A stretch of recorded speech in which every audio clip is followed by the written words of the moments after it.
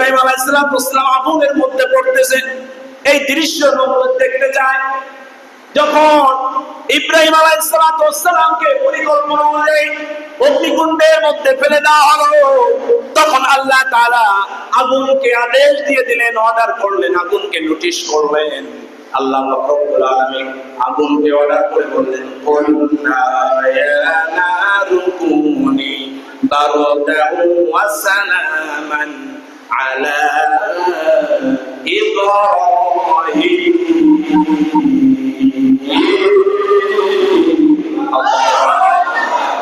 আল্লাহ তাআলা আগুনকে অর্ডার করলেন, হে আগুন, তুই আমার খলিল, আমার বন্ধু ইব্রাহিমের জন্য শান্তিদায়ক হয়ে যা, আরামদায়ক হয়ে যা। তখন আগুন তো ইব্রাহিম আলাইহিস সালামকে পোড়াইলো না, কারণ অর্ডার ছিল কার? আল্লাহ তো অর্ডার করে দিয়েছে আগুনকে। আগুন কথা শুনে কার? আগুন আপনার আমার কথা না শুনলেও আগুন কিন্তু একজনের আদেশ মানে, একজনের কথা শুনে চিৎকার মেরে বলতে হবে তিনি কে। আপনার দোকানের মধ্যে আগুন লেগে গেছে, আপনার মার্কেটের মধ্যে আগুন লেগে গেছে, ফায়ার সার্ভিস এসেও নিভাইতে পারে না।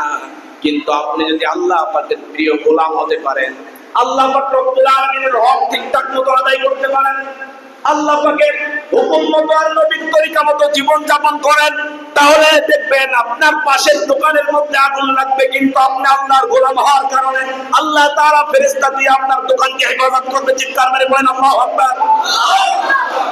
আল্লাহ আপনারটা হেফাজত করবে, কারণ আপনি আপনার মালের যাকাত ঠিক মতো দিয়েছেন, আপনার সম্পদের হক আপনি ঠিক মতো আদায় করেছেন। এই জন্য আপনার দোকানের মধ্যে আগুন লাগবে না, আগুন থেকে আপনার দোকানকে বাঁচায় দিবে। যখন নমরুদ তার রাজপ্রাসাদের ছাদের মধ্যে বসে বসে যখন ইব্রাহিম আলাইহিস সালামের অগ্নিকুণ্ডের মধ্যে পোড়ার এই দৃশ্য দেখতে চাইল, তখন আগুন তো তাকে জানাই নাই। আগুনকে তখন নমরুদ ডাক দিয়ে বলল, ও আগুন, তুই কি তোর ক্ষমতার কথা ভুলে গিয়েছিস? তোর মধ্যে কি কোনো পাওয়ার নাই? তোর মধ্যে কি কোনো শক্তি নাই? তখন আগুন থেকে আওয়াজ এসেছে, বলেছে, হে নমরুদ, আমার মধ্যে শক্তি আছে না নাই, তুই একটু আগুনের মধ্যে চলে আয়, আমি দেখায় দেবো তোর 14 গোষ্ঠীকে জ্বালিয়ে পুড়িয়ে ছাই করে দেখিয়ে দেবো আমি আগুনের ক্ষমতা আছে না নাই।